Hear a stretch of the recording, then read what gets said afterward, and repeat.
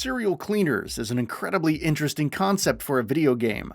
While we've all had games where we're gangsters or hitmen sent out on clandestine missions to take out targets, the stories typically tend to justify any mess you might have made along the way by offloading the cleanup work to cleaning crews. Think of characters like the Fixer from Pulp Fiction or the cleaning company from John Wick, for example. Serial Cleaners puts you in the shoes of such cleaners and gives you a glimpse at their stories which are seldom explored in games. According to the Steam description, Serial Cleaners is supposed to be a stealth action game, and looking at those words and reading the general description, I was prepared for a Deus Ex-styled immersive sim romp through intricate levels. While I was incredibly wrong on that front, I'm also pretty happy that I was wrong. Serial Cleaners offers a surprisingly unique experience that I doubt has really been done before, outside of its own predecessor, the confusingly titled Serial Cleaner. While Serial Cleaners is a sequel, it's worth keeping in mind that it doesn't really have much to do with its predecessor aside from the general gameplay. All of the characters, stories, and levels are completely divorced from the events of the first game, so you don't really have to go out of your way to hunt down a copy of Serial Cleaner just to get the whole story. Serial Cleaners focuses on 4 cleaners, and largely takes place over the 1990s in America. Each cleaner plays quite differently since they all have their own area of expertise. Erin Reed, for example, is a hacker. As such, levels where you play as her revolve around using technology to distract or disorient guards as you skulk around in the shadows trying to dispose of evidence and dead bodies. Bob Leaner, on the other hand, can travel around his levels quickly by sliding on blood trails, left by dead bodies being dragged around. While the Cleaners' unique abilities are a far cry from being game-changing, they offer just enough uniqueness to really make you consider how best to use these characters to their fullest. The levels aren't particularly long, so replaying missions doesn't really take much time, thanks especially to how deterministic just about everything in the core gameplay is. Speaking of core gameplay, Serial Cleaners may not be a full-fledged immersive sim, but it definitely takes quite a few ideas from the genre. A surprising level of interactivity is available, from blood spills that you can create accidentally or on purpose, to the ability to distract guards by making sounds, turning off lights, or even just leaving a door open. And just about everything you do might end up having some unforeseen consequences.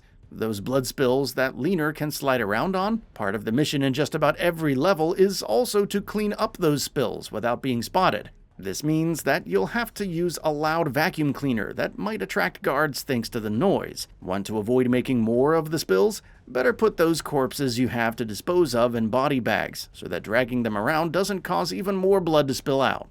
Despite all of the interactivity, however, Serial Cleaners revolves around the stories of its 4 protagonists. The game is strictly divided into levels, with the tutorial involving the 4 meeting up for a job. After that, we get basically a backstory for all of the characters, each with their own level designed especially to show off their special abilities. Leaner's level, for example, is just about covered in bloodstains, letting him slide all over the place. Reed's level takes place in a morgue, so there isn't much to clean up, but the security is tight, and the computers are hackable. Serial Cleaners does an admirable job in tying its gameplay so close to the stories of its characters, and while not all of the writing is of the highest possible caliber, they're all still quite likable.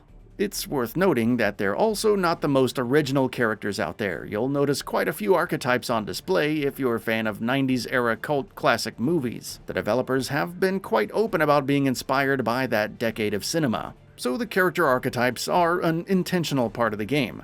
Serial Cleaners' biggest asset is its style. Owing to its 90s era cinematic inspirations, the art style definitely feels like it's evoking a very specific time and place in gaming. Its character models have low polygon counts, and textures in the environment are just the right amount of muddy and pixelated to evoke the look of classic PlayStation games.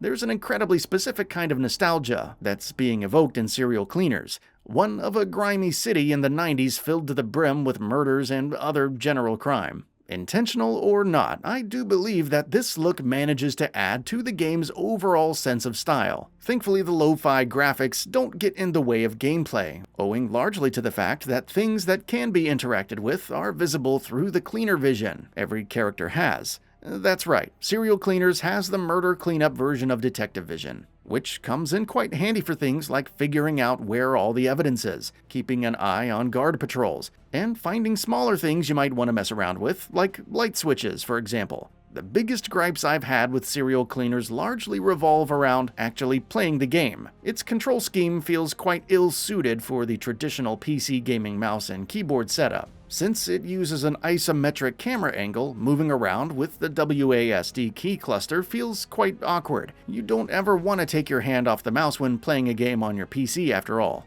Even once you've gotten around that, the characters and UI feel quite clunky to control. Having played it largely with a controller since then, I can confidently say that using a controller is the way to play the game. Everything generally feels better when you're moving around with an analog stick, and don't have to stretch your fingers all over the keyboard for various shortcuts. And seriously, using a keyboard's arrow keys to control the camera might just be one of the strangest design decisions I've seen from a game in the last decade. Overall, Serial Cleaners is a pretty good time. It's not a particularly long game, but it's definitely one that rewards repeated playthroughs thanks to its surprising level of interactivity. Its stories also are pretty fun, and you will likely end up getting surprisingly attached to the four protagonists by the end of the game. I, however, found myself strangely attracted to the game thanks to its unique use of a setting we've taken for granted these days. Couple that with the interesting subject matter and the great use of aesthetics to evoke a certain style, and Serial Cleaners definitely becomes a game to look out for. We play all sorts of special ops soldiers, gangsters, and hitmen, so why not take a small break from committing murders to maybe look at the difficult job of cleaning up after murders for a change?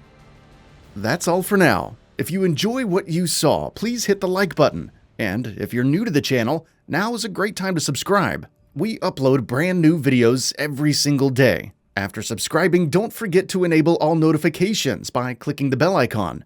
Thanks for watching this video, and we'll see you next time, right here on GamingBolt.